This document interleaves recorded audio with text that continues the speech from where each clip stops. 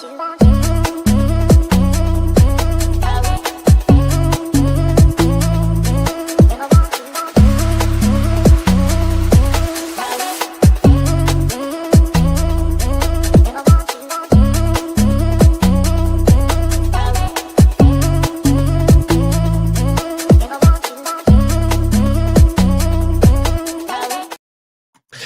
morning, Blues, and welcome to another Good Morning Show with myself, Daps. Apologies, a little bit late. I've been out and about. I've been up since 5 a.m. God bless hay fever. God bless the fact that I'm getting early nights and it's waking me up so early. But that means I've already watched 2 episodes of Homeland, nearly on season 3 now.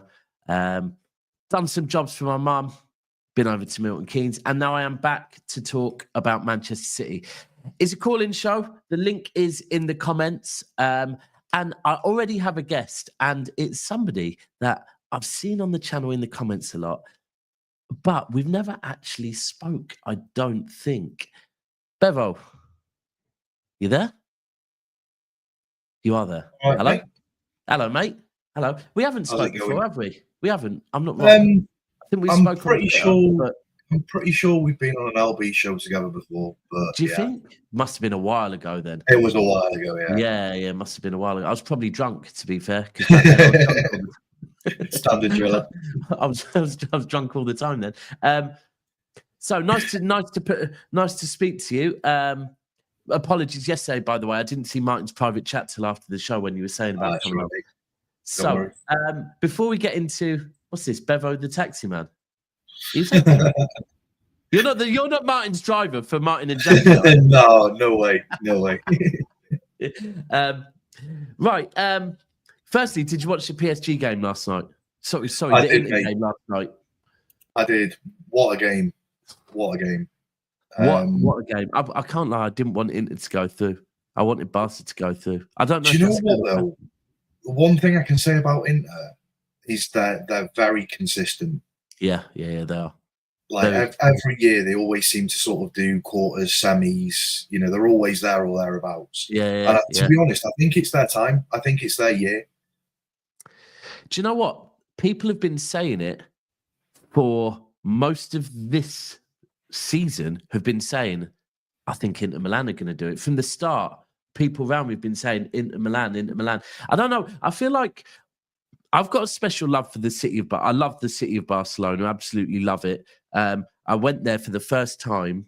In fact, it goes back further. It goes back to my nan. I always remember watching the Olympics in Barcelona with my nan, right? My nan loved Olympics, and that always reminded me of her. Then when she passed away, I went to Barcelona the summer that they signed Neymar and fell in love with the city, did a tour of the ground, been back many, many times since.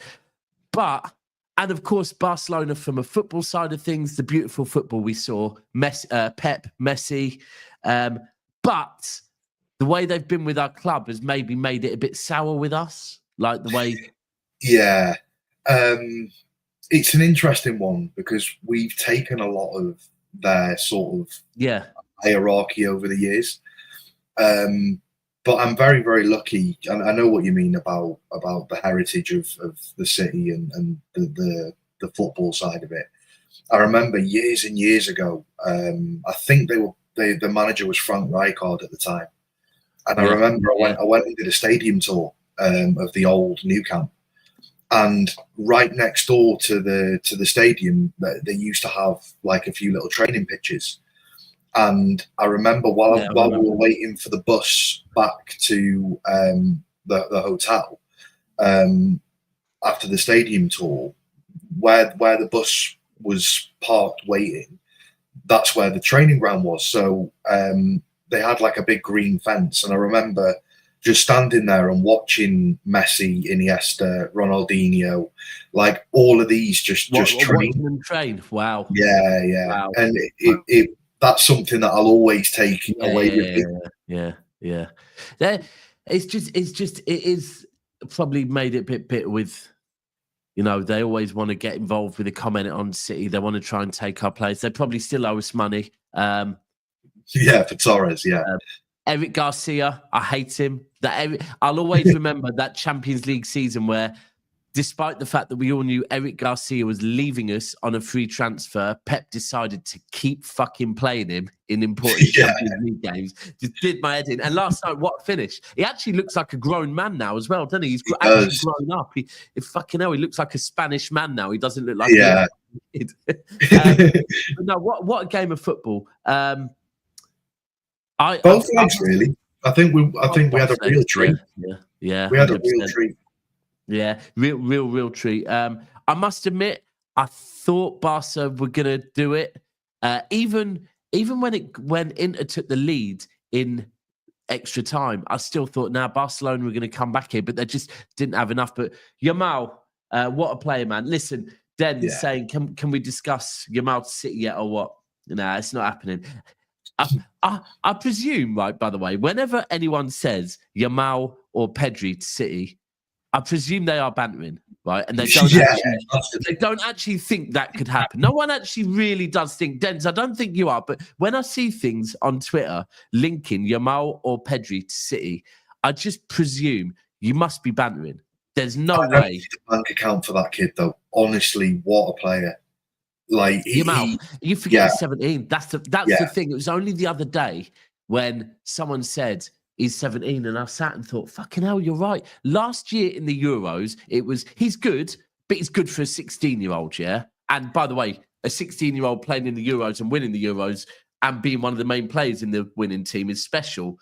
But since then, he's gone on and shown consistency all season at the age of, he's still very easily 17. He's probably not 18 for another good couple of months yet, is he? As well. Yeah, mental. It's crazy. Like the ceiling of this kid is just endless. Like you really are talking, like if he carries on with this trajectory, you're talking of a player that you can probably put in the same category as a Messi and a Ronaldo. Yeah, like the mentality as well.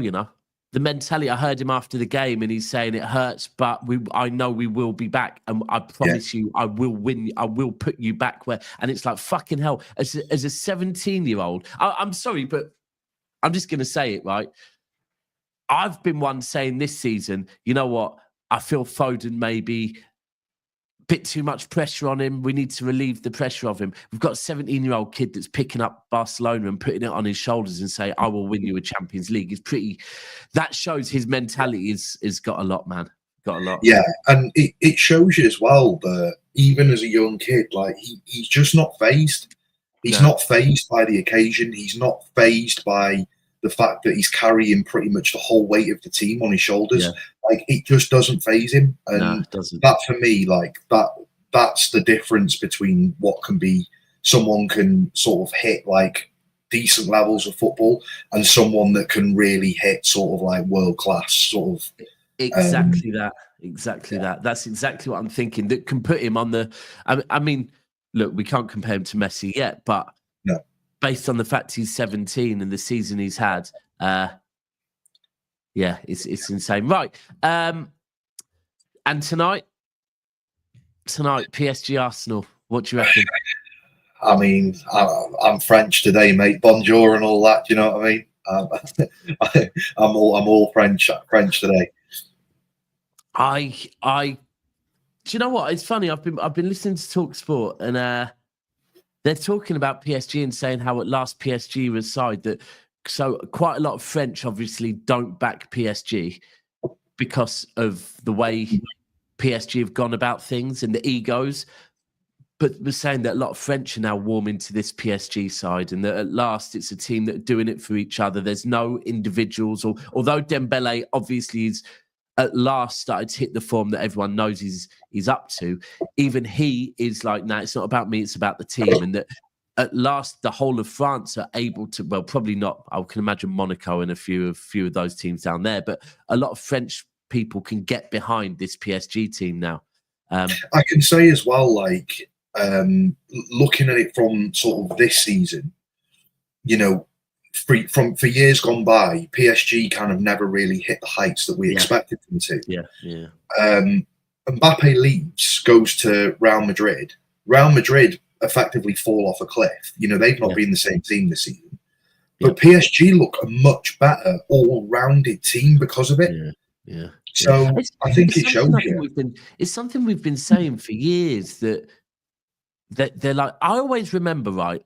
It was a couple of seasons ago. It was when Alden was there, Messi was there, Neymar was there. Who was the other one that was there? Mbappe was there. Di Maria was there, and I remember Ronaldo was left out of the team so they could put another forward in the team, and it was like you're leaving out a Champions League winner, right, and an engine in midfield to get another forward in there. You're not doing it right, and I think not the previous manager, the one who was their previous manager. Who was their last manager? Oh wow! Pochettino. Was it Poch or was it the one before? No, I think they've had one since Poch. I'm pretty certain they brought in a manager that I thought might get it under control there, but he didn't. But yeah, at the moment, I've just Tuchel, was it? Tuchel. No, it wasn't. No. They had another one. It was a lesser known manager. He was a far lesser known manager came in, and I thought he was going to get it right because he kind of takes no shit off of players. But anyway, let's talk about the game just really quickly. I obviously want PSG to win. I want PSG to go through. I've got a sneaky. It's probably a bit of me trying to copium, right? That's it, Gutier. Yeah, that's it. Yeah. Okay. I have a feeling that Arsenal might get something tonight. And I really don't want it. And it might be my copium that I'm kind of preparing myself for a worst case. But I just have a sneaky feeling that Arsenal might get an early goal and I think might end up rolling PSG over. I hope to God it doesn't happen, but I can see it for some reason. I think that first leg, I think PSG really missed a trick because... You know, they had the opportunity to, especially towards the end of the game, to go 2-3, even 4-0 up. Yeah. And they just didn't take their chances. I remember there was a Barcola one-on-one chance that he put wide. Yes. Yeah. And I think if they'd have put those chances away and put those chances to bed, I feel like going into this second leg, they wouldn't really have to sort of worry about it too much. Yeah, but I was just going to say, I think it does help the fact that PSG are playing at home in the second leg. So I think that will help. But I don't know. I mean, you're spot on. PSG could have killed that game off in the second half. They really could have killed that game off. It's an interesting one because Arsenal will have to come right. Arsenal need to get a goal. Unfortunately, because of the away goal, they only need one, and that opens the game up completely, right? And that's what makes it interesting because by doing that, they're also then at risk of ultimately PSG hitting them and on the counter. Now, if PSG get a second, that makes for me it could end up being PSG could end up getting 2 or 3. But yeah, it's gonna be a good game. I don't expect to hear Arsenal fans much because PSG's fans are absolutely mint away from home. They're just as good at home, and furthermore, from being at their stadium this season when we played them, they pump their own music. They pump their own fans through speakers into the away end. So, but yeah, right. So let's talk our club now. In fact, no, I wanted to pull this up first, just quickly. Where are we? How do I get it up? Bear with me. I see City Extra have tweeted something. Present, share screen, City Extra, share. Well, can you see that? Yeah. Yeah, perfect. Right. So, the latest from Germany after claims of a decision having been made by Florian Wirtz over his future. Let's have a quick look at it. Sky Germany responds to claims of Florian Wirtz making transfer decision involving Manchester City. There's been an immediate response within German media following earlier claims. I'm still seeing the. Can you not see it? Hold on 1 second. Stop screen. Present again.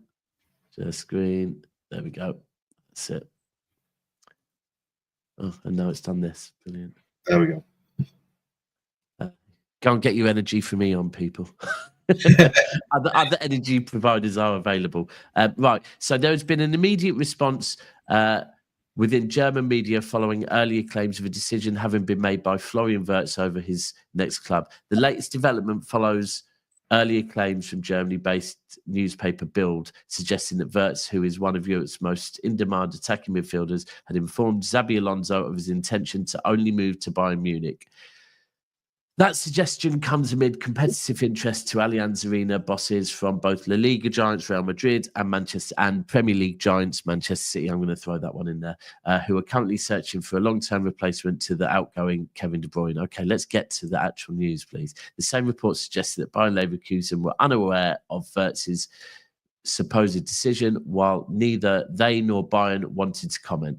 Amid a global reaction to the claims emerging from Germany, a separate outlet from The Nation has responded with their own take via one of their most notable journalists reporting through. Right, so who's this? According to Sky, Florian Plettenberg, Bayer Leverkusen's ongoing point of view is that they have still not been informed of Florian Wirtz's desire to leave the club, while there are certainly no negotiations taking place with any size. It is, however, reinstated that the clear plan from the side of players' family and Wirtz himself is to make a move to Bayern Munich before taking the step of moving abroad. Right, okay. So, pretty much what I'm getting from that is that Leverkusen, that following all of that coming out, Leverkusen have not heard anything, but that Florian Wirtz's plan is to stay in Germany. Would you agree? That's what they're saying? I think for me, the biggest thing is, you look at Leverkusen and where they've been sort of the last few seasons. Last year they won the league. This season they're second, or going to finish second. If you look at that in a different way and look at it sort of like from a City side, that would effectively be like City selling Haaland to Arsenal or Liverpool. Yeah, absolutely. It's not, fair enough. Haaland might want to go to Arsenal or Liverpool, but City ain't gonna let him go to their biggest rivals. Yeah, there's no chance. So the guy might want to go to Bayern, but Leverkusen, he's tied into a contract. They don't have to let him go to Bayern.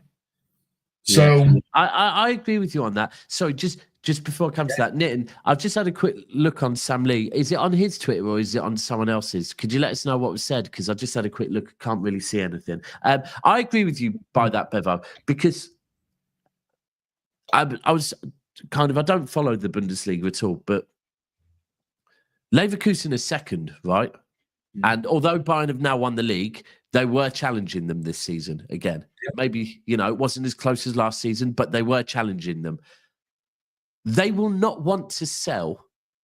Firstly, they won't want to sell because it's just not good business for them. It doesn't really portray them in the light. People aren't going to want to go and join them if they're selling all of their best players to their rivals.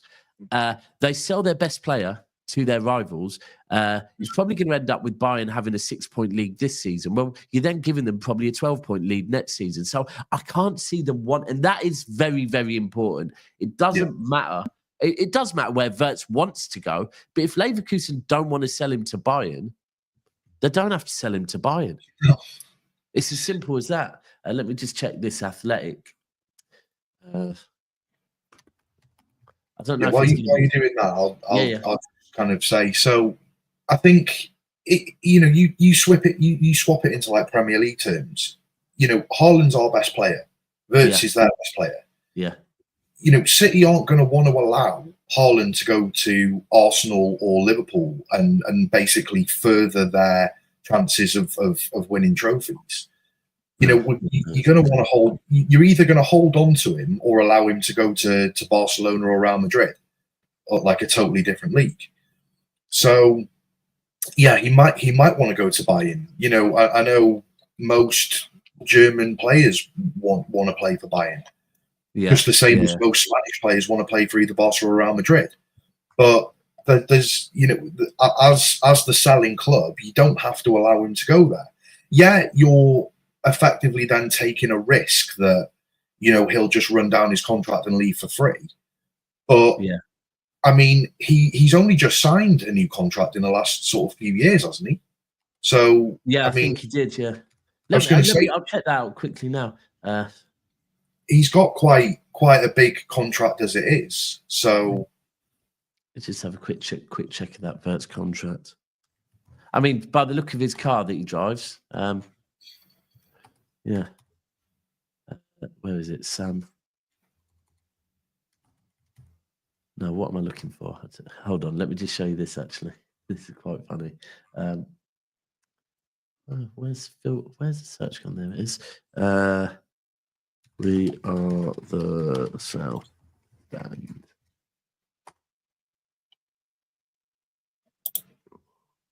Oh, for God's sake! What?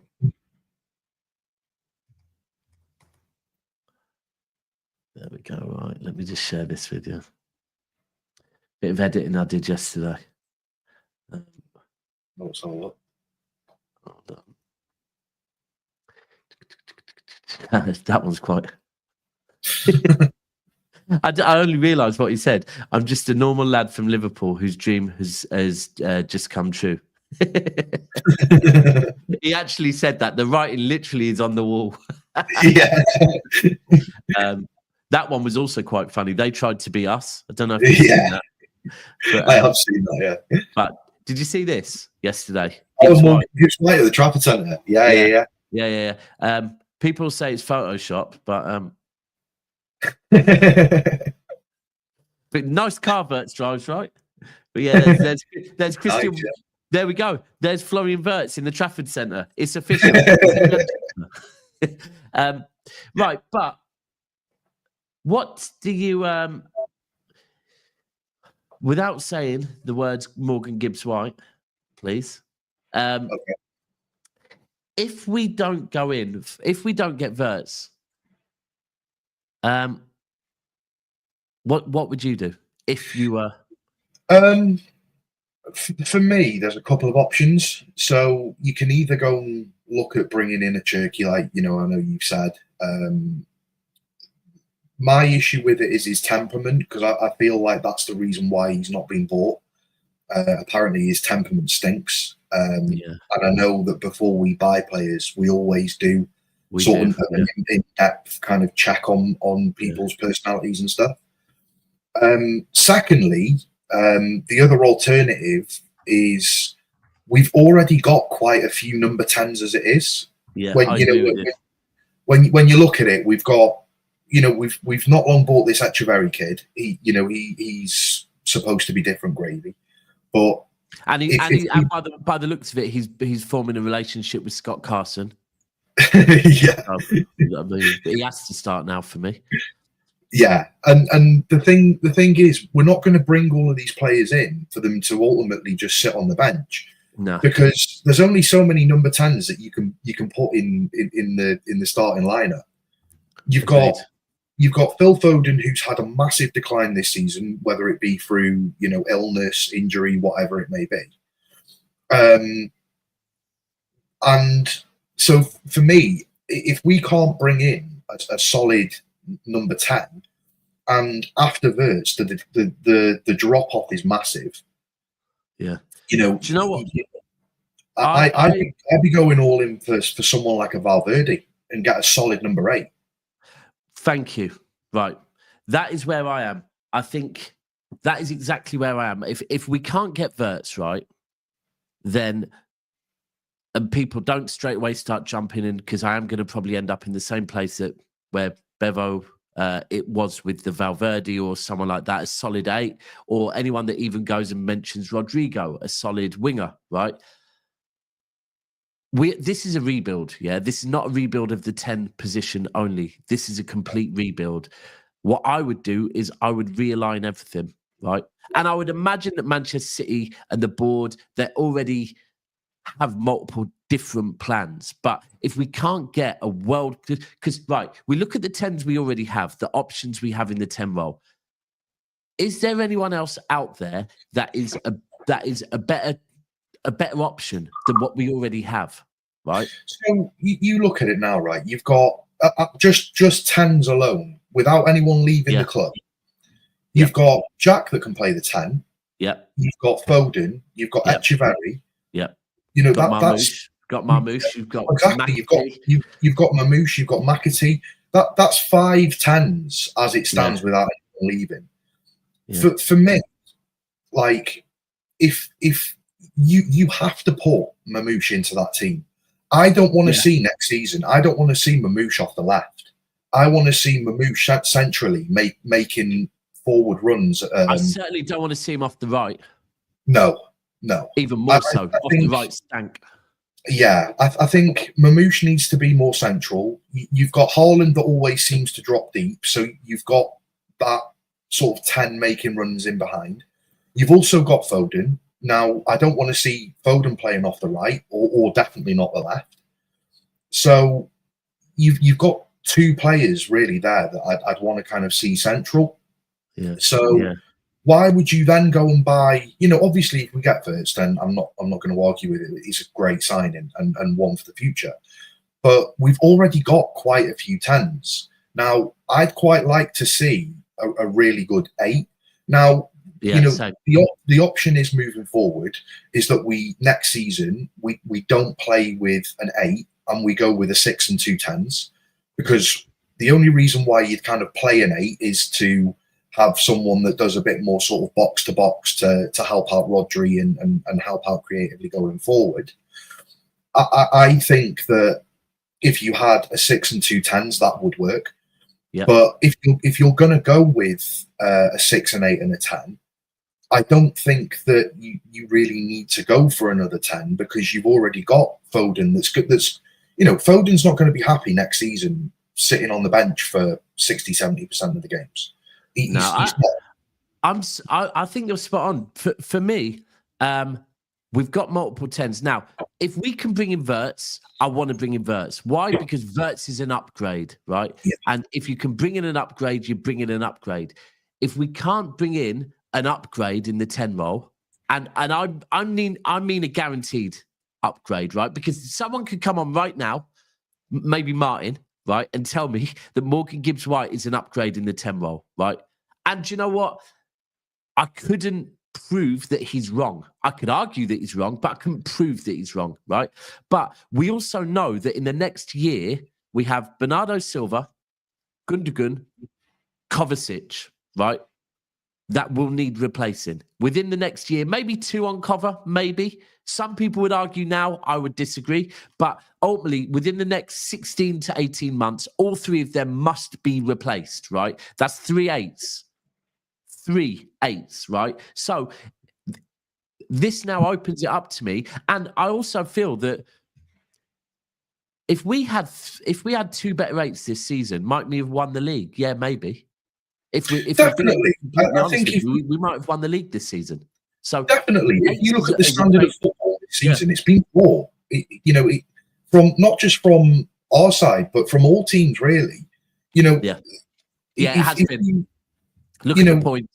Yeah, the points is. I think if you looked at the points where we finish at the end of the season, we're going to be about 20 points roughly behind where we normally are. Yeah. Like a minimum of. And do you know what? Even Arsenal.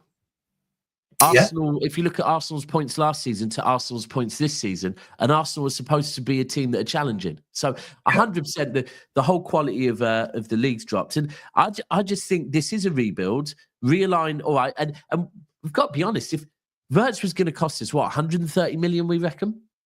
Roughly, yeah. So that's 130 million to realign elsewhere in the team, right? Whether that be we go out and get if Rodrygo does become available, I'm a fan of Rodrygo. I think Rodrygo could come in and I'm not saying he's as good as Mahrez, but I think Rodrygo would probably be. Well, for me, Rodrygo would be our best winger instantly if we bought him. Straight away. He is an upgrade. He's an upgrade. And by the way, I think Doku's getting better. Bob, we have to wait. We have to give Bob time. Also, that's another one. I know a few people in the comments just said this. LB's been telling me the best he's seen as Bob coming through the academy was actually in the central role, in the 10 role. So, which I haven't really seen, but apparently Bob's mint in the 10 role as well. So, I think for me, I don't see Doku as a starter. I see Doku as an impact player. I think his best performances, pretty much since he's joined the club, have always been coming off the bench. You know, when you've got, you know, I don't know, say we're playing Savinho out on the left wing. And then, you know, after 60 minutes, you take Savinho off and you bring Doku on. You know, the right back's legs must be shaking. You know, they've just had to go at Savinho for the best part of an hour, and now they've got half an hour of Doku running out. You know, Doku always seems to do well coming off the bench. Just on this one, please need to stop this Rodrygo. This shite club's not going. But please try and be a little bit more positive. Right, we're trying to talk about the ways we move forward, and the reason why I'm mentioning Rodrygo now is because we're talking about not getting Wirtz, right? So although I hear you that this club is not going to go and spend 350 million, we're not going to go and get Wirtz and Rodrygo. Yeah, I don't think exactly. I would agree with you. We ain't going to get. When someone said to me,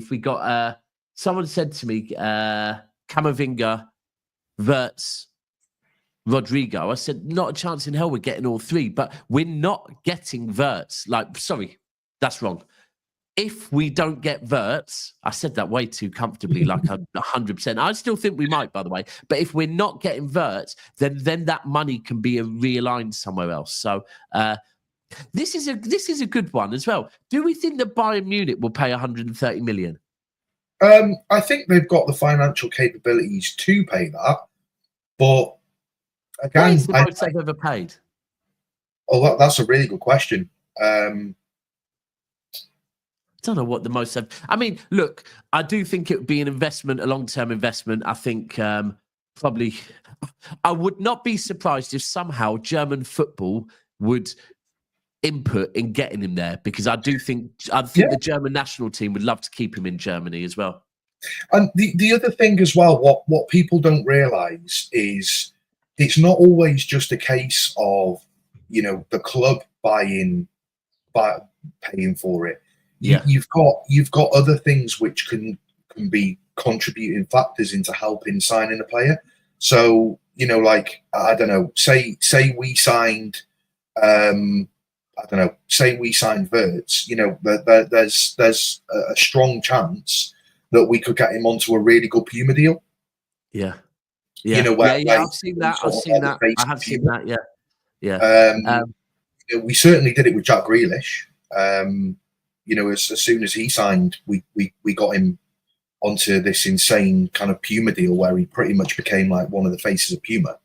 So there's a lot of ways that you can kind of mask a lot of the finances by pulling in sort of sponsorships and things like that. Yeah, this is a good shout. There's a lot of. Do you know what? If I start thinking about all things like this though, because I'm still, until Alonso is announced as Real Madrid's coach, I still think there's a chance we might get Alonso. Of course, I do think Real Madrid is looking pretty nailed on, but if he doesn't go to Real Madrid, I wouldn't rule out Alonso coming to City as well. So I think both of them are valid points. I'm gonna have a quick look to see if I can find this Sam Lee thing one more time. If anyone can, Nitin, have you got it? If so, could you share it, or somebody else just mentioned it as well? If anyone could please share me the latest Sam Lee thing that's making people a little bit more optimistic. Now, I did see that Sam Lee said yesterday that as far as he's aware, the Morgan Gibbs-White and the Wirtz situation are both at a similar stage. But at the same time, that was on a Athletic podcast that I think was probably recorded before the Build news dropped, because it was on a podcast. Yeah. that podcast was recorded before the build news dropped. So I see why people might be a bit more optimistic off of that, because I have seen that, but I think it was recorded before. Right. So Rodrygo, he is one that I would take. I would personally, I would rather get to right. When I say world class, I mean very fucking good. Maybe not world class, but very good. Guaranteed starters, 8s for me. That is what I would rather over anything. Over going and getting more wingers, I'd rather go and get 2 solid 8s. But right, is there an argument? Actually, this is a good question. Is there an argument for Manchester City needing a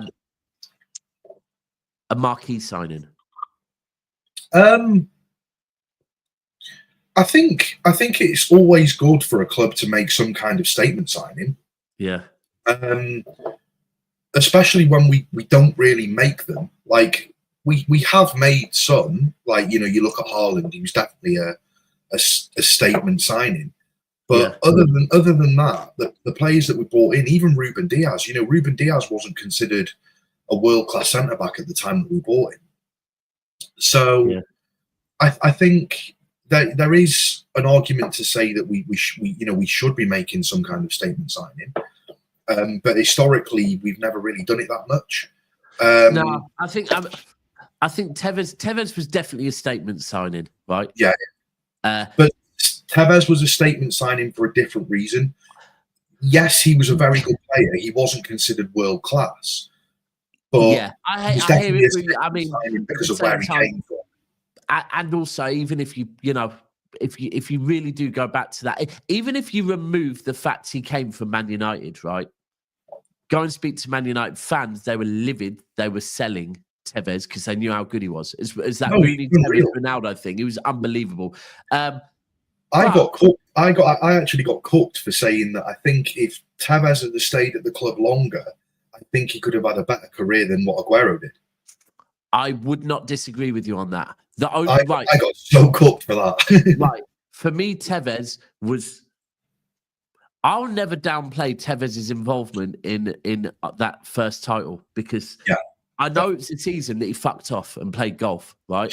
However, there's no coincidence that we lost to Arsenal on a Sunday. I believe we had 8 games left, or was it 6 games? 6 or 8 games left, right? Yeah, 6 to 8, something like that. I think maybe it was 6 games left, 8 points behind Man United. I'm pretty certain that's what it was. Yeah, I know you're right. And Tevez was nowhere to be seen. On the Wednesday, Tevez arrived back and played, right? And from that game, we won all 8 games. Well, yeah, because he come back. He got an assist against... I'm pretty sure he got either a goal or assist against Chelsea. And then a game later, he dropped that hat-trick against Norwich and then did the golf celebration. Yeah, and he was a massive part of that. I think Tevez was unbelievable. He was a real dog, a real dog. I loved... Do you know what? The funny thing with Tevez is, if you look at Tevez's career, the amount of times he's shafted clubs, right?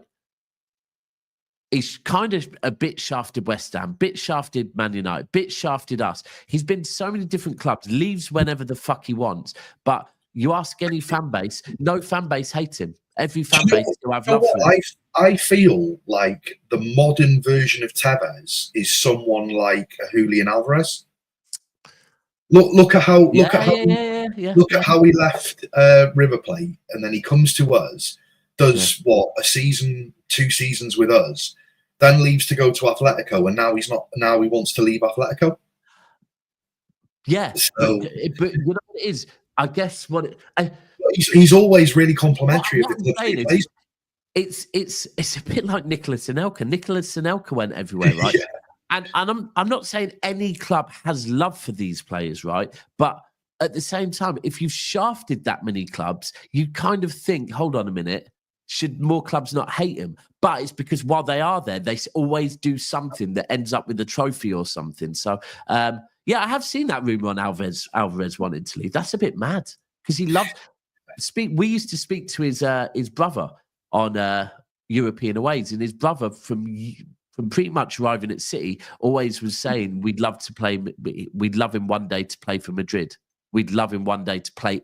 And it wasn't even about Real. It was about the city of Madrid. They love the city of Madrid. So the fact they've been there 1 year, and I don't know, maybe it's to try and get a new contract or something. Football, he just doesn't like it. I don't think he likes how the team play. But for me, like, have you seen the latest on what Echeverry's come out and said? So Echeverry came out the other day and said that before moving to City, he spoke to Alvarez, and Alvarez was really complimentary. Oh, no, I haven't. I need to watch, because I watched the first couple of minutes of it. I stopped at the Scott Carson bit because I needed to get a screenshot of that. But you know what? He seemed to be quite happy, and he kept saying how happy is he here. And I think it was good that City put that out, because maybe that'll stop some of the fan base from kind of questioning why he's not playing yet and just being patient. Because I think it's time. I think even the fact that City are putting things out like that, that tells us he's not being loaned out. I don't believe Echeverry is going anywhere. I think they're too invested in him off the pitch for that to happen. So you're right. Does anyone in the comments know? I put him in the thumb title. Portuguese player called Trincão. I'm going to pronounce it wrong. Trincão, that we seem to be being linked with. Plays for Sporting. Viana apparently is a big fan of him, and I'm seeing that we're being linked with him a little bit. Do you know much about him? I know the name. I've seen him a few times. I can't say that I watch much Portuguese football. No, but, me neither. You know, if it's on, you know, did he cook against us? I think he played all right. Did he cook against us? People are saying he used to be compared to Figo, but when I hear used to be compared, I'm thinking, hold on, why is he compared now? I just feel like that's probably a bit of a myth, because like Hugo Viana was the one that brought him into Sporting, or potentially was the one that brought him into Sporting. So I just feel like anyone that cooks for Sporting now, or has cooked for Sporting, they're going to just naturally be linked with either us or United.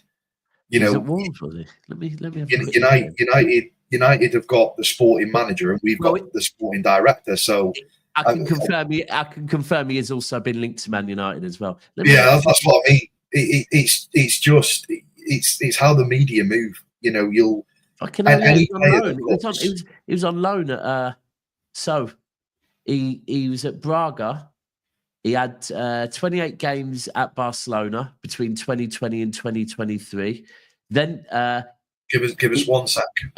He was on loan at Wolves played 28 games, was there for a season. Then got loaned to Sporting, where he scored 10 in 34 appearances, and then he made the move permanent, and he scored 17 in 63. Okay. Interesting. What's that? He bullied City, did he? Ruined us. What was he part of Dens? Was he part of the 4-0? Did he ruin us that game? I try and forget that game as much as best I can, to be honest.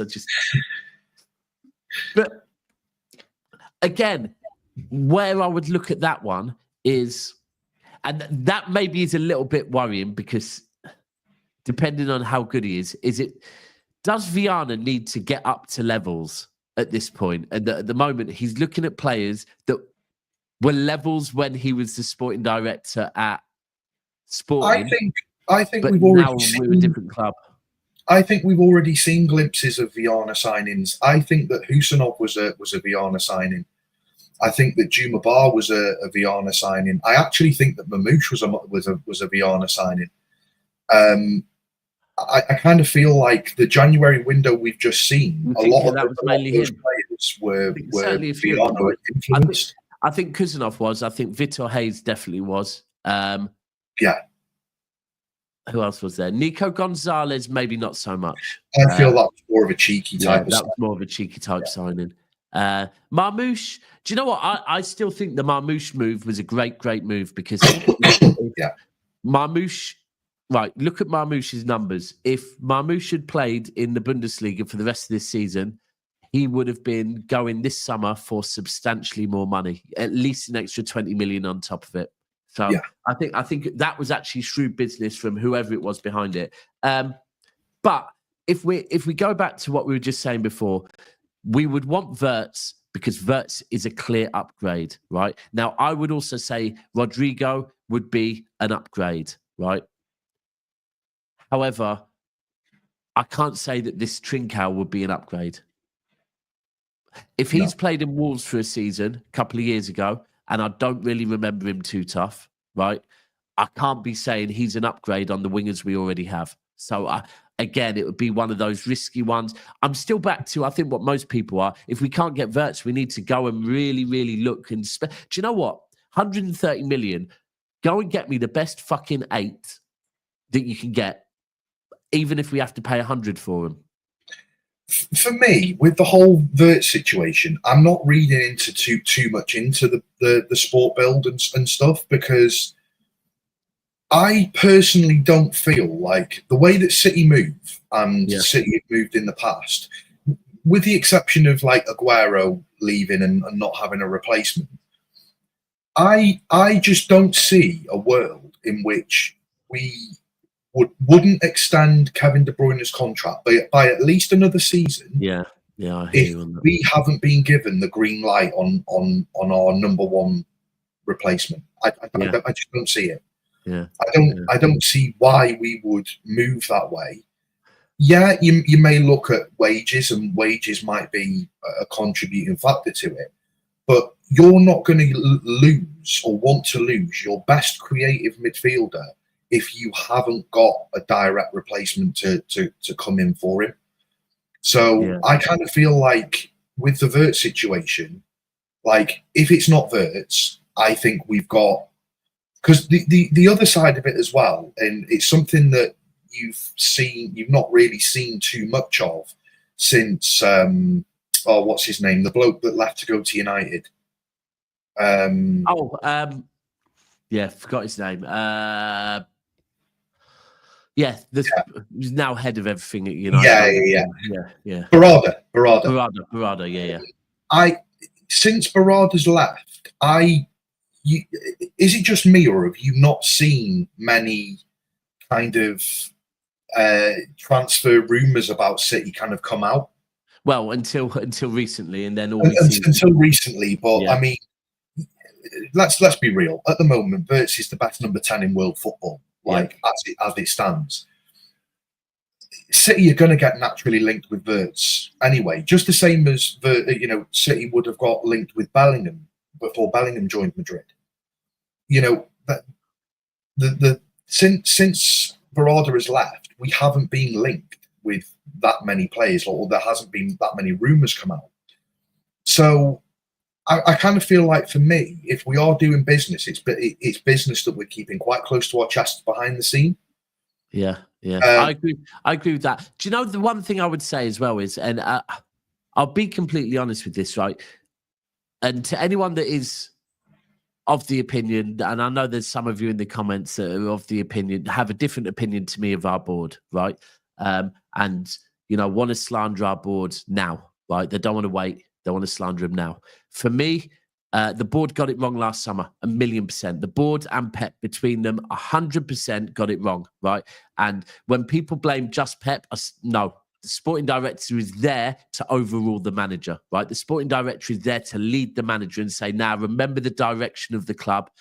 I hear what you're saying, Pep, but no, it's time. Between the board and Pep, they made massive mistakes last summer. However, they've also got a lot of things right. That is why we are where we are, because it's taken a lot to get this club to where we are, right? We have to remember this. We did not start on an equal playing field, right? This board has done very, very well, right, to get us where we are. We're the most serious club in world football. If we go out, Real Madrid, probably, I'd say, to be fair, are pretty. Yeah, I mean, it's 50-50, isn't it? But let me just carry on this journey quick, right? But last summer they got it wrong. Now, and we started seeing that in October, November, December. Our club could do nothing in October, November, December. In January, our club, for me, did all they could in a January transfer window, right? Then went and got Marmoush done, which is quite a difficult deal to do in a January, to be fair, especially with a Frankfurt team that at that point were looking all right. They'll manage to get that done, and then manage to get in some, let's say at very least, good squad players, right? You can't get these big players that we want in January. It's very, very difficult. However, I will say this now, that if the board do get this summer wrong, because they know there's a lot of pressure after last summer, they must get this transfer window right. If they don't, I will be critical of them, right? I will be 100% critical of them. But I think with the pressure of knowing they got it wrong last summer and the fact that we're not champions, right? Usually we have that beautiful place of being, we are champions. We just need to strengthen to keep ahead of the pack. We're not there anymore. We're playing catch up, right? So we've had a previous bad summer last year, which was on the board and on Pep. If we don't play catch up, we drop further behind. I expect the board to do well. Now, if the board don't do it this summer, then yeah, as a fan base, we should 100% be critical of them. But I think we have to give them the summer. We have to give them the summer. There's a lot of factors as well from this season, which people don't really account for. Yeah, the board should have done better in recruiting some younger midfielders that can actually keep up with the pace of the game. But, you know, you look at just the whole season as a whole. You know, Pep ended up, you know, divorcing his wife who he'd been with for 30 years. That can't be easy in any circumstance. You know, you've been with somebody for 30 years, you're going through a divorce or a breakup or, you know, whatever it was. That's gonna really affect your mindset anyway, and you're not going to be thinking straight. Oh, 1,000,000%. I've spoke on this before as someone that went through a divorce. And then I had a bad 2-3 years at work, and anyone that watches YouTube saw me. I had a bad 2 or 3 years online as well. I was hitting the bottle way too much. So that is what a divorce has done to you. And I will say, do you know what? As fans of a club, we don't care. Pep, you've got a job to do, right? That is the non-human way of looking at it. I do care, right? Yeah, I do. I do understand why some will say, well, I get that, but it is relevant. And I do think now Pep already looks like a happier person, right? Much happier person. You know, he's got his master tactician back now, it seems. You know, everything's starting to settle down. You know, you've also got other factors as well. You know, Rodrygo, you know, being injured with an ACL for the best part of what, 6, 7, 8 months. You've then got Foden, who, you know, allegedly you know, has been pretty unwell, and by all accounts, if it's alleged to be true, you know, you're talking about an illness which could eventually be career-ending. So say that again. Who are you talking about there? Foden. Yeah, do you know what, right? I've clearly missed things on this Foden. There's a lot of rumours flying around, and I don't know if they're true, but if it is what it is, then I've got family members who have the same illness, and I know what effects that can have. So what is it? What is the illness? So allegedly, it's alleged that, you know, it could be sort of IBS, Crohn's related type of illness. I'll be real. My mum has it, and my mum's had it since I was a very young age, and you know, I know how that can affect a person. And if that is the case, you know, I'll use this as a platform to say that I really do wish him and his family well, because it's not nice. But again, if it's not, and these are just rumours that are circulating throughout the city community and spaces and stuff, then, you know, it is what it is. But I hope that you know, I mean, that can naturally have a massive effect on a player as well. I remember hearing the brain fog thing, that he often gets brain fog, and that's something that I don't get anymore. But I had a period of my life where I felt like maybe I'd had a bit of a breakdown almost over trauma to do with my dad. That's what I mean. There's a lot circulating. And it was a thing. I couldn't work because I couldn't concentrate. I'd be at work and people would be talking to me and it would just be noise in my head. And I literally couldn't take any instructions on. So, but yeah, do you know what? Foden is one that this is where I've been massively on the Foden thing. We just need to give him time. And I really don't think trying to play him back into form, I think wasn't good from the club. Because, playing him in that Man United game was the perfect example for me. I understood why we played him against United, because Foden usually has a good game against Man United, right? But when he doesn't, and then he gets subbed off, it's another game. You're not impacting. You're being subbed off. That's not good for your confidence. And I think it's good now that maybe Foden is just, you know what, if he gets a couple of minutes off the bench here and there for the rest of the season, great. But I think we just need to give him a bit of time to refocus and get back to where he is. Because if Foden gets back to where he is, then there is a solution in the 10 role straight away. Exactly. And this is what I was saying. We've got him. We've got Echeverry. There's also talks that we're looking at this Mascherano. He would be another wonderful player. He's another LB scouting job, isn't he? Well, weirdly, I don't know if you've seen, but have you seen Messi's brought out some new boots, but he's only given them to a select few young kids. Okay. That Mascherano is one of them. I'm pretty sure he gave them to Echeverry, so that's another one. Right. He's given them to, weirdly, Joel and Darla, who, again, is one of our players who's at Forest at the moment. And he's given them to Cavan Sullivan as well. So you look at, I think he gave 10 pairs out to young kids, the ones to watch. And I think 4 of them are City players. So okay. I mean, Pep might have a say in that. Kat, if this is true, where did you see this? That City and Wirtz is in quite advanced stages. I sense like that might be off the back of, again, the Sam Lee podcast, where he says that it's in similar stages to the Morgan Gibbs-White one. I feel like it might be there. But right, what else have we got to talk on? What else do we have to talk on? Do you know what? Do you know the weirdest thing about this time of season for me, being a City fan? Go on. Is that we're used to playing every 2 or 3 days this time of the season. And for the last month, we're playing once a week. Yeah. And it's like, fucking hell, this is weird. I don't know what you do with yourself during this period. And now we're trying to, we want to talk about, the transfer window is going to open soon, and it is open earlier so that we can get some business done. But all we're being told about is Morgan Gibbs-White, and I refuse to talk on it anymore.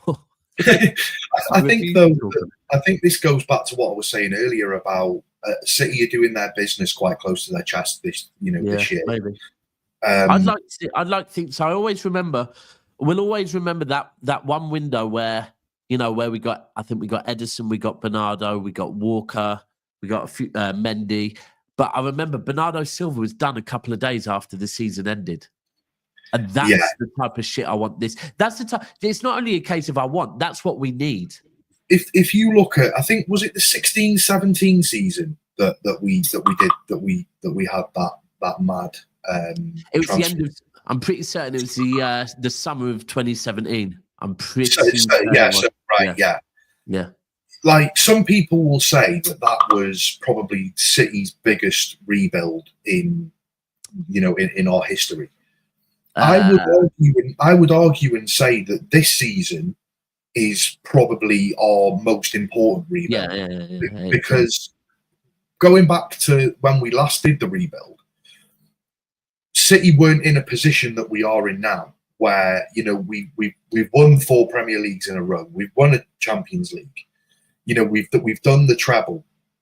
I feel like the heights that we were at before, we could only ever dream of. Now that we've hit those heights, this rebuild now is more important to get us back to that standard which we've been so used to over the last 4 or 5 years. Do you know what? If you really think about it, so for me, if we're going by transfer windows, the most important transfer window we had I would probably say would be summer 2010, I believe it is. That is when we brought in Yaya Toure, and I'm pretty certain that was summer 20. Someone correct me if I'm wrong. Was that one where Mancini had five? We brought in Boateng, we brought in Kolarov, we brought in Silva, we brought in Yaya. But for me, it was David Silva and Yaya, right? That was 20. I'm pretty certain that was summer 2010, right? Fast forward to summer 2017, 7 years later, massive transfer window. Edison, Bernardo, Walker, few others, Mendy, few others in there.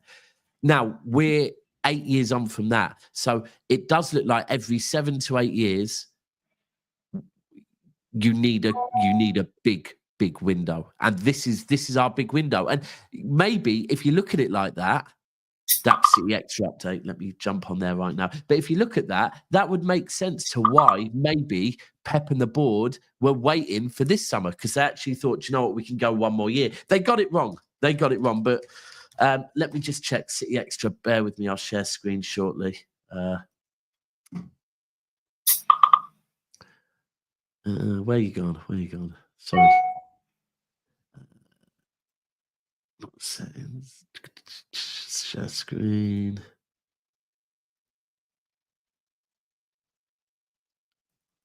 Right. So let's see. Morgan Gibbs-White is among the priority targets identified by Man City's incoming sporting director. Yeah, we don't want to. Yeah, we get it. The next one, Bayern Leverkusen not prepared to let Florian Wirtz leave for less than 150 million all in, with the club increasingly assuming the midfielder will not extend his contract, reports Bild. While the player desires to join Bayern Munich, Man City have not given up. So ultimately, right, they're letting... I think pretty much what that tells me right there would be that their stance is Bayern Munich, if you want him, the deal has to be worth 150 million euros in one way or the other, right? I would imagine as well that they wouldn't want to do that over like a set period of time either. They'd want a substantial fee paying up front. Like they wouldn't want to do like 150 million over the next 10 years. Do you know what I mean? No, I can imagine. I would imagine they don't want to do that. I would also imagine that straight away on that, City pay 150 million euros. City wouldn't pay 150 million euros because straight away in that, I would imagine that Ortega and that McAtee are part of that deal, right?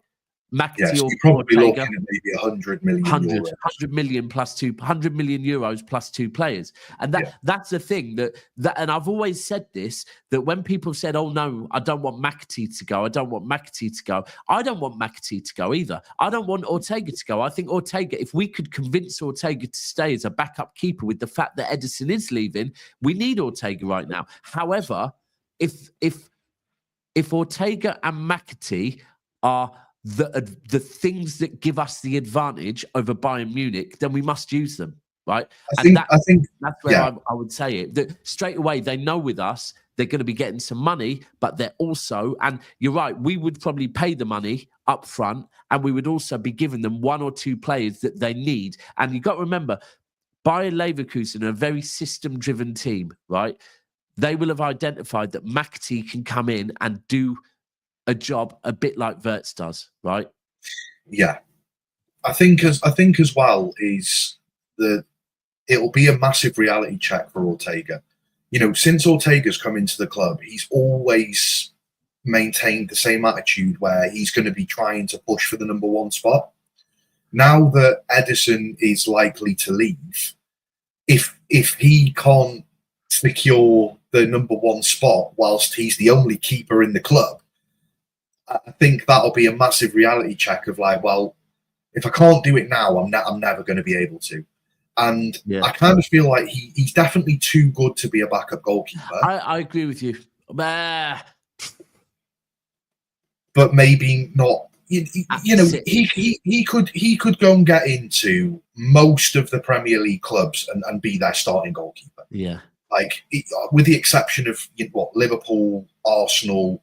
That's fair. He'd be the starter for United. He'd be the starter for Chelsea. He'd be the starter for Be the Chelsea. starter Yeah, I for agree with you. Tottenham. Yeah. He is good enough to be a starter. And to be fair, he had Ortega had a blip at City this season when the rest of the team was having a blip. And I have to remember that. I remember saying at the time, "Oh, what are you going on about? Daps, just stop. I'm not talking about him. I'm not talking about Wirtz now." And saying just because a player wants one club, we should pull out of him is mental. To say, right, City should pull out of Wirtz just because he said he would like to go to Munich. Wirtz is that good that he's already shown and that he could be convinced. Sometimes you do have to convince players, right? Sometimes you can't just go, "Oh, fuck it. Well, his first choice is Bayern Munich, so we're going to give up on the best 10 there is." Right. And I'll be honest with you. I saw your comment earlier saying, "Nitton, keep up the standards."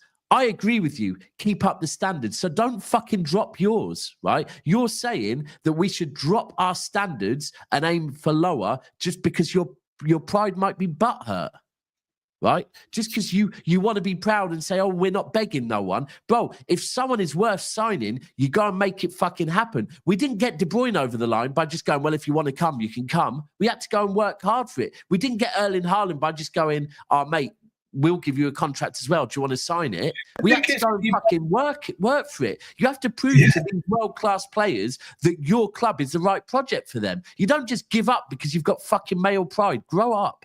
If you look at if you actually listen to the media as well, like before Haaland signed for City, the media, all Sports Bill being one of them, they were coming out and saying, "Oh, Haaland's only got his heart set on Bayern Munich. Yeah. Oh, Haaland's only got his heart set on Real Madrid.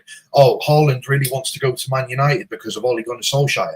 Like, if you actually listen to those, and he goes and signs for City, and then goes, "Why would I go to United? I want to win trophies." Like, you can't literally, because one outlet has come out and said that, you can't go, "Oh, well, fucking hell, yeah, we give in. He don't want to join us." Well, yeah, you're right. We're a shit little club. Yeah, we ain't going to sign him. The thing is, these people, his dad might want him to join Bayern Munich. So what? Like, and Earl saying, "Would we be his second choice then?" I don't fucking know, bro. I'm a YouTuber. Look at it this way. What I'm saying is the fact that a contingency have come, and do you know what? The fact that he has picked up the phone, which he has said himself, and spoke with Pep Guardiola and is impressed by Pep Guardiola's plans, tells you there is an interest. Otherwise, he simply would have said, because I've been told Man United are interested in Wirtz, right? I have not seen anywhere that Wirtz is impressed with the Man United project, right? But I'm interested in Sabrina Carpenter, but it ain't going to happen. Yeah, You know what I mean? The other thing to note as well, before Haaland signed for City, do you remember the interview where Alfie said that Haaland had a goal of doing every league? He wanted to go and play in Italy, he wanted to go and play in France, he wanted to go and play in Spain. Just because Erling Haaland's dad had aspirations for him to go and play for PSG and Real Madrid, Haaland's just signed a 10-year deal. He ain't going nowhere. So just because the player's dad wants him to go and do all these things doesn't necessarily mean it's true either. Yeah, agreed. JS with the super chat. Let me just bring this up quickly. JS, I saw yesterday on a show you said, "What about Kulusevski? I'm going to start the Kulusevski agenda." And then I noticed you kept going on about Kulusevski. So, JS, big up, lads. Thoughts on Kulusevski? Can play the 8-10 and wing and is a quality passer. Dealing with Levy is a nightmare, though. I'm going to ask everyone else on this. Kulusevski or Morgan Gibbs-White for everyone else. Now, me personally, I'm going to throw mine in the hat straight away before I read any comments. I would rather Kulusevski than Morgan Gibbs-White. I actually think Kulusevski is I think Kulusevski is a good player, and I think that Kulusevski under Pep and in a City team would be good. I think he would be good. I agree. I think he's a very versatile player, so I think that's why he fit the Pep system. But I feel like Spurs is our Napoli, where we just won't do business with them. Yeah, I think we might be right with that. Who have we bought after Walker? I think after Walker has been no one. You know what? The same way that some of our fan base were hurt by the whole Kane thing, I think our board will have gone a bit like Napoli, exactly the same as Napoli. That, yeah, with Napoli, it was right. Because Napoli, the Jorginho thing, and in hindsight's a beautiful thing. Thank you, Napoli. And then Koulibaly. Yeah, but the Jorginho thing, he was fucking nailed on to come to City. And then basically, Chelsea wanted Sarri, and so said, I tell you what, it was part of the whole Sarri deal, wasn't it? It was part, and we got fucked over by Napoli massively. In hindsight, we didn't go out and rush to buy a Jorginho alternative, and the season after we got Rodri, right? So that might tell you that actually, if we don't get Wirtz, we mustn't rush out and get an alternative 10 if it is not the right 10. We must wait. And if we have to wait a season to get a Rodri of the 10 world, then we should wait. We should wait. Yeah. And the thing is, it's not like Rodri, where if Rodri gets injured, we're short of sixes. Like, if Mamouche gets injured, we've got Foden. If Foden gets injured, we've got Echeverry. I mean, Echeverry, we don't know too much about him at the moment, especially at this sort of level. But we have 10s that can fill that position. Yeah, we do. We do 100%. And I would much, much rather we go all out on getting... I think we're going to get Cambiasso. That's why I don't overly talk on Cambiasso, because I really do think that's going to happen. I'm not sure. What, you don't know if you get him? Yeah. Injury-wise, he's very, very injury prone. I feel like a deal for Cambiasso in January was already done, but I feel that it was an issue with his injuries and things that maybe was putting off.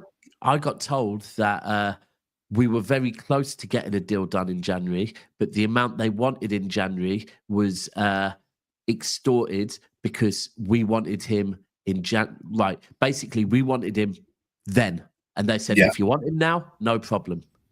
An extra 10 I to think 15 even if million. we do get him, that sorts out the left. We need a right back because he's left-footed, isn't he? We're not going to play a left-footed right back. I hear you, but do we?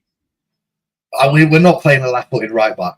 Pep, listen, Pep seems to like Núñez at right back. Now, that is a different conversation for a different day.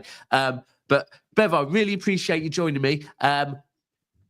We'll get you on more often, 100%. So appreciate you joining. Right, people, we're going to wrap it up here. 192 in here. The likes are getting close towards the 200 mark, but can I ask you to give it one more check that the like buttons are lit? I am back tonight. So on Wednesday nights, we usually have the Unplugged, City Unplugged show, myself and Patrick. Patrick tonight is busy, so I have a guest stepping in. It is going to be the one and only Hamza. So Hamza's going to be on at 7 p.m. tonight, just before the Arsenal game. It's going to be about 45-minute show. I want to get Hamza's take on everything because, Hamza is the voice of the people, the voice of Twitter. And I want his opinion on everything. So make sure you lock in at that time. It's going to be 7 p.m. on this channel. Bevo, you got anything you want to plug, mate? So I am 25% of Not In My Lifetime podcast. I joined the guys this year.